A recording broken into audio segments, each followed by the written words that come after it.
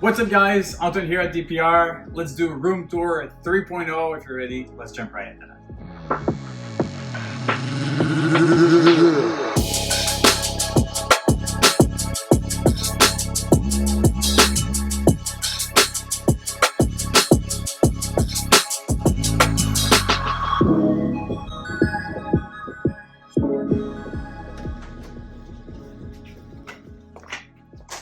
Alright, so here's the room. I always do the videos here. It looks really different on videos because oftentimes I don't move that much, but today we're going to do kind of a long take. It's a much longer video and we're going to go over everything we have inside of the room. Alright guys, so we'll start on this side just so my girlfriend is completely confused on where she has the place. This is kind of my lifesaver. It's my new acquisition. It's my utility cart. That you're going very far. That's my utility cart. Really saves me because I don't have to go as low for, you know, working on a cart. This was really useful, and I have a lot of, you know, storing there for different things. And I'm doing sticker cart, so that's really cool. If you want, you can send me some stickers and they will go on my cart. So this rack here is a Freedom Breeder holding 40 tubs with an extra level. So there's 44 bins in there. All of these are not ready to breed. These are basically the holdbacks that I'm growing up for next season. Some of them are really getting up to size, so I might have a few here and there in this rack that will go and breed. I'll show you my favorite, one of my favorite actually. This is a Orange Dream Cypress clown I made last season. A little bit of poo on the head, but amazing looking female, really great size. I mean, when I said that some of those female might actually go, that's what I'm talking about. A really big girl, and I do have, you know, it's already full. The entire room is full. So many snakes. That's why you see some of the adults that we have on Morph Market, because we need to move some of those animals just to focus on, the next generation for DPR. So that's this rack. I really like Freedom Breeder. We're going to talk about it a little bit more in the video later down. I really like the plastic of the tubs, the material they use. It's my favorite. I like the removable clips also to clean the entire rack. This is really useful. Now you can see that it's pretty dirty and I have to clean it. But no, I really like these features on the Freedom Breeders. This rack here, this ARS 5040, this is where I keep all of my males, so all of those are males. I'm just lazy. I have those cards, but those I just put the tape there to label the names. I have to go in and do all of that. So this is where I hold my males. I like it because it's a bit shorter and it really saves on the room. So in the entrance, it's nice when you have this working space, this extra little working space there. So yeah, you can have like still decent sized animals in this and they fit perfectly. I think that for the male, it is really a nice size of tub for the males. Some of them are still a little young. They're not breeding yet, although they're pretty big. This is probably my favorite snake now that I have in the collection. Black Pastel, Hypo Desert Go, Stubble Hat Clown Pied. This male is going to be used this season. Really awesome looking male. So that's where I keep the male. It's easier to have everything placed at one area in the room. Also, I have to mention that I do keep this rack a little cooler than the rest of the racks. I like to keep my males a little bit on the colder side, just so, you know, it keeps the sperm fresh, and it's, you know, not a thing you want to have your males overheated and really warm. So that's one of the things I do for the males. Those racks here, basically those 4 racks, are my breeding racks. So all of those females are proven breeders or potential breeders for the season. So 2 different type of racks. I have some 40 spots and some 30 spots. These are ARS. I personally prefer the Freedom Breeders. Eventually I might just change everything for that. One of the reasons why I'm not the biggest fan of those, the technique I've been using for the longest time to, you know, when I have some feeding, I do open bins like this. For me, this is a sign that there's a rat inside, a rodent inside, and, you know, by creating that little gap, some rodents sometimes will go under and chew on the power-coated metal. So this is kind of the thing that creates rust for me in those racks, where on the Freedom Breeder we don't have that. I could use clips, but for me, I've been doing this for like 6-7 years, just having, you know, the little bits move forward like this, and it's been working for me very well. So it's not probably something that I will change. But with the ARS, that's just one little thing that, you know, bugs me a little bit. So moving like from here to there, obviously the smaller females are here, going into the larger ones. On this one here, most of them are not proven breeder. Actually, maybe I have like 1 or 2 there that are already given a clutch, and the majority did not. But some really exciting animals in this rack, like this tri-stripe yellow belly female. Super thrilled. This is actually a female that's going to go to the black pastel hypo desert ghost of that clown pied. Imagine that, guys. Some triple recessive plus what, penta recessive, 5 recessive, what would you call it, penta recessive? Anyways, that's a really exciting project. I think the hypo desert ghost tri-stripe is by far my favorite avenue for the tri-stripe project. Really like it. Some really cool animals. Actually, this one here is super cool for the puzzle project. This is a Mojave GHI Fire 100% head for puzzle, and all these females, like, they're really up to size. So this year, I'm super thrilled to have those girls going. This one's going to a hypo puzzle, so making some puzzle combos, 100% head for hypo. Building that army, guys, it's always about it. All right, so this one, most of those have already either developed last season, just reabsorbed, didn't go, or are actually proven breeders. Just a little bit of like the smaller females in there. Some of them I would like to transfer there, but that's going to be where I change, you know, facility. So again, a lot of females there that, you know, are on their first year of breeding, like this female here, which is a black-head leopard double head desert ghost spike, a little bit of stuck shed on top, but look at how dark this animal is. I love the iridescence on this girl. Definitely want to add that eventually at some point, that gorilla gene in such dark combos. I think that it would translate so well, just increasing the darkness over and over and over. So super thrilled about that. Another of the females that I've had for a long time, actually, and just never bred for me. Hopefully this year is the right one. This is a Hurricane spot nose yellow belly female. She's in shed right now, but look at that head stamp. Really awesome looking female with like little emoji face on top, and just very busy and intricate pattern. So yeah, this female, really thrilled about it.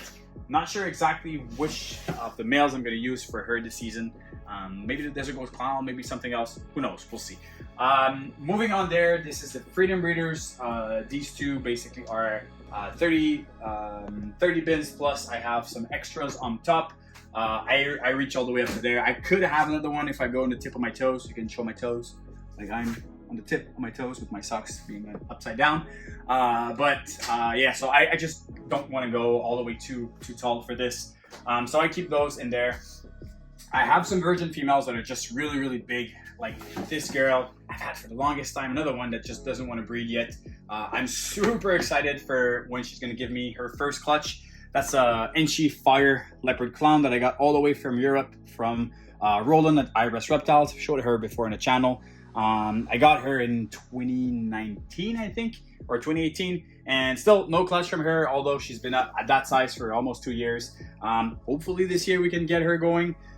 Maybe she's gonna go to the Leopard Vanilla Desert Ghost Clown, making some like Enchi Super Leopard Vanilla Cream Clowns. Head for Desert Ghost, definitely a super exciting pairing for this female. And yeah, I really use those retractable like stainless steel tables all the time, either for writing, just for doing inventory, working on the computer, just doing the ultrasound. Those I suggest so much that you grab one of those when you buy your racks. This honestly I will have in my entire facility at some point. Really useful. And again, I'm kind of showing you one of my favorite snakes on each rack that I'm going into. In this one, honestly, one of my favorite has to be, I don't know if she's in shed. She was this week. No, she's not in shed. That's beautiful. That's a Super Hurricane female, kind of staying in that very busy Hurricane course. Look at how crazy those patterns look. This animal is absolutely mind-blowing. Really like the way she looks. So that's Super Hurricane. And I actually have like this one. She doesn't look as amazing right now because she just laid like 3-4 days ago, just changed her tub, but she ate twice. This is the very first snake that I've ever produced. This is pastel, and she 100% head for clown. She looked a little bit, you know, on their smaller side and very skinny right now, although she's probably one of my biggest snakes. But she just gave us a clutch of 12 eggs, and 12 eggs, obviously, like, this takes a lot of energy. But look how big this animal is, although she just gave a clutch a couple days ago. And her 2 meals, they look like they are not even there, although they were quite big rats. So really like this female. First baby I've ever hatched back in 2016. And I do have her baby, or from her first clutch actually, that's still in there. This is my first clown that I've ever produced also, which is kind of fun. This is a super pastel clown. That's her baby. She's kind of all twisted there.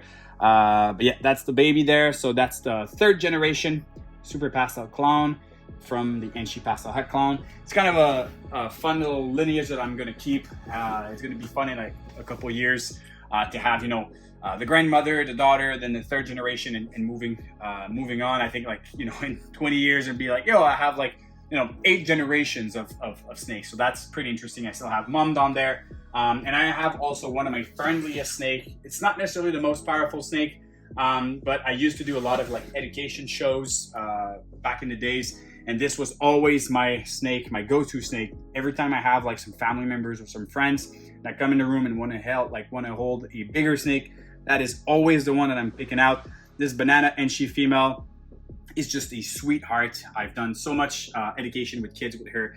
She just is absolutely puppy dog tame. Really like her. So this is a snake that not necessarily like the most powerful snake to breed, but definitely an animal that I'm never gonna get rid of just because I love her so much. Moving on to this side, this is a 1065 with 2 extra rows on top. This is basically where I pass from the hatchlings to the grow outs. I do have most of the stuff from this year, a little bit from last year. I keep my picky eaters also in this one from last year. Some of those snakes are a little bit bigger, but they do eat much better in those. Some of those animals I've switched into bigger bins, completely refuse eating, move them back in those, and now they feel comfortable and they eat once again. So I kind of keep more of the picky eaters there, and everything from this year is basically right here. This is a snake that I really enjoy looking at. I really am glad that she keeps on eating very well and that she looks extremely plump. This is a honey black pastel acid cypress het clown.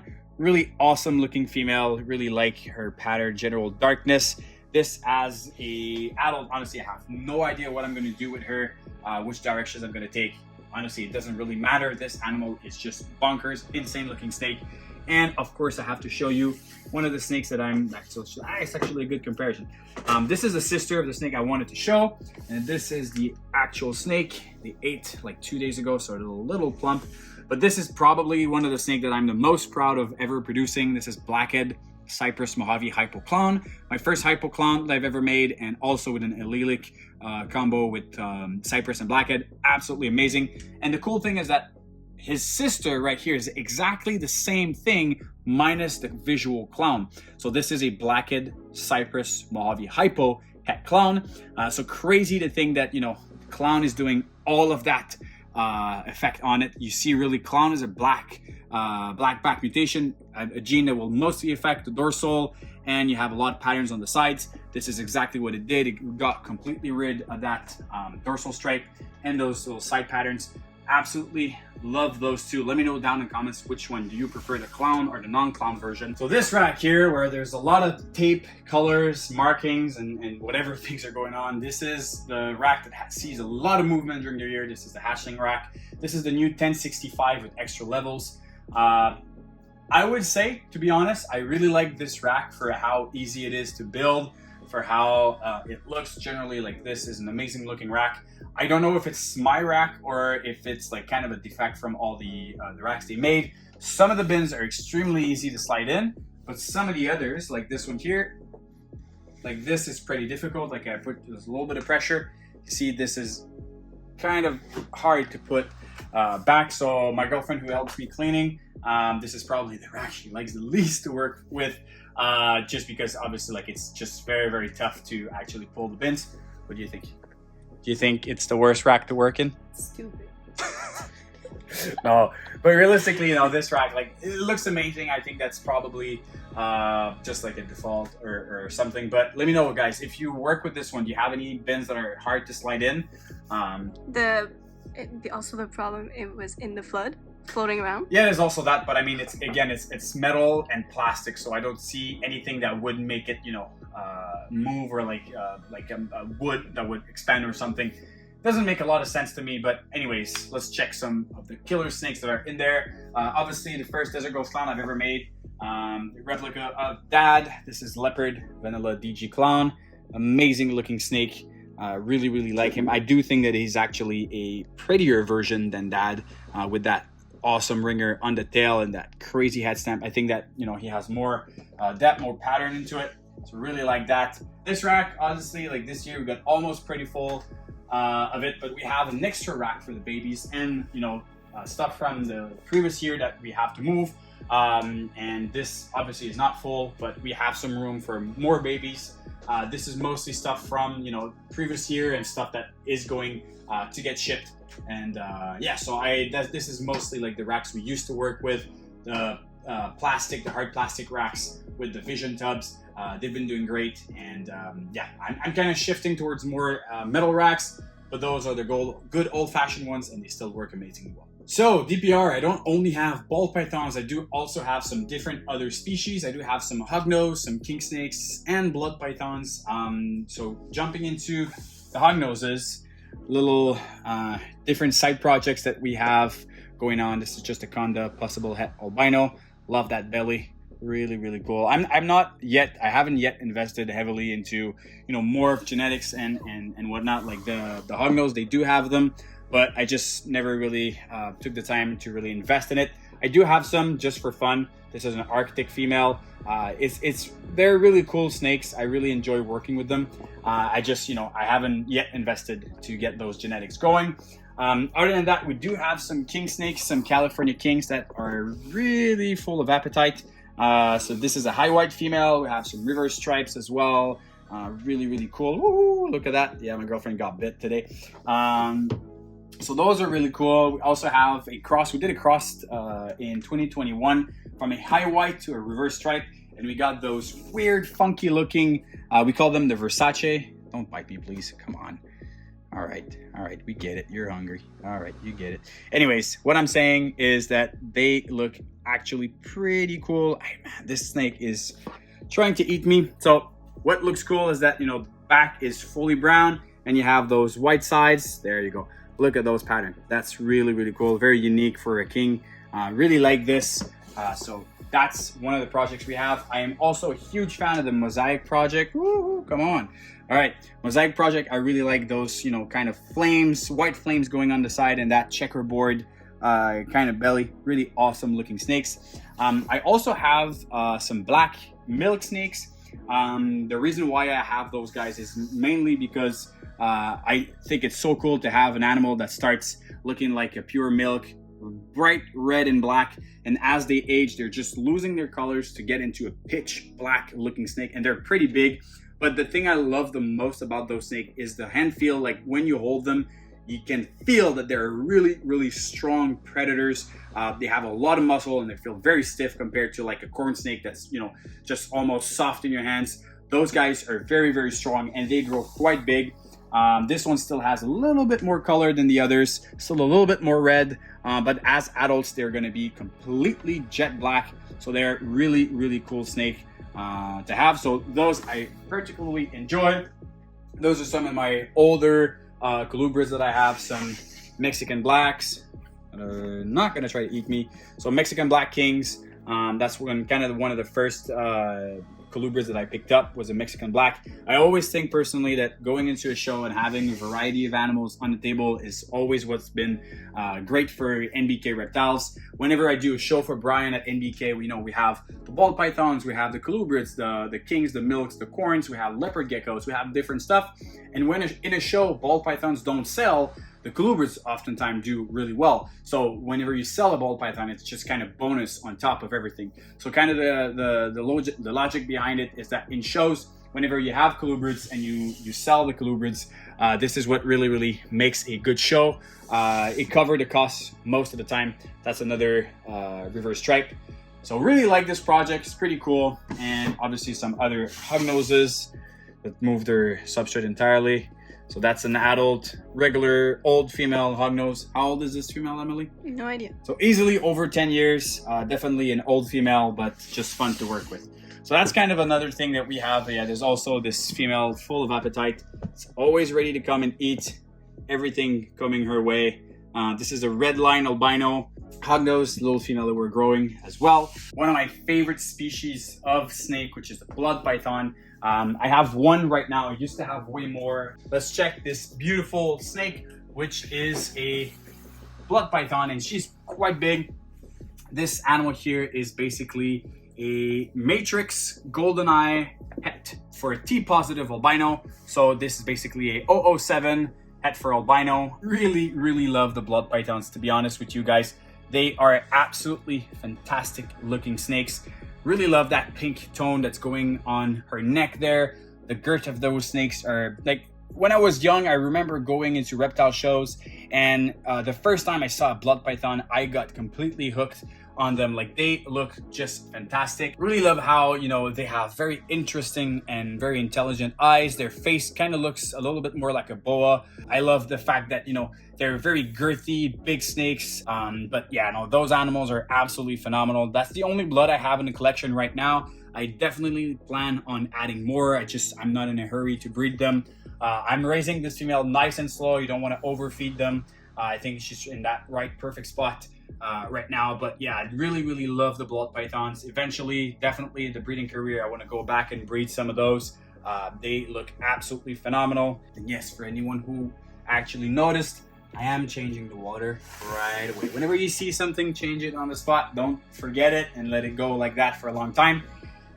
So yeah, another thing I wanted to talk about actually here, obviously in the winter, it can get a little colder. We have the rat room that's beside, and there's a lot of ventilation. So there's kind of colder air breezes that are passing through the facility all winter long, and it's really not ideal for the animals, especially reptiles. So one of the things that I'm doing to try to avoid the colder floor to get into the rack is I've placed these styrofoam boards underneath just to try to cut the cold from the floor going over on the racks. So this is kind of a thing I saw in the past that really helps. I have to isolate this part too, but with the flood, everything moves. So going into the winter now, that's one thing that I'm planning on working on.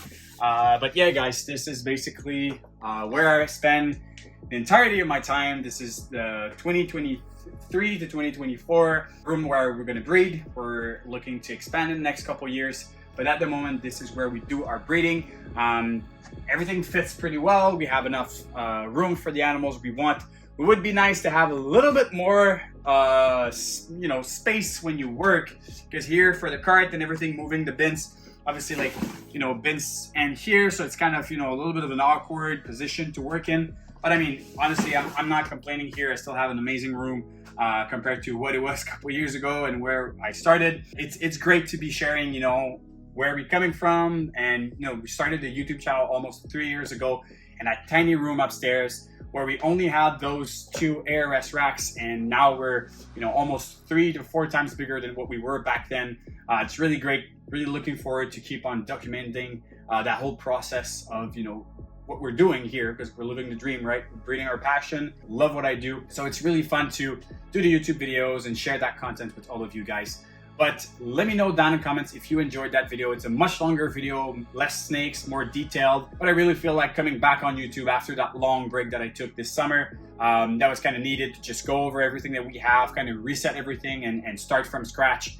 So that's, you know, I'm very excited about it. I lost my Instagram account very recently. So if you're not following it yet, just go down below. The link is going to be there. Follow my Instagram. Subscribe to the YouTube channel and go check Morph Market for available animals. We do ship to the US every 6 weeks from April to December. Shipping is just as expensive as shipping in the States, so pretty cheap. And every more expensive orders will get free shipping on them. So feel free to reach out for shipping in the States. We do that all the time. On this, hope you enjoyed it. We'll see you soon. Cheers.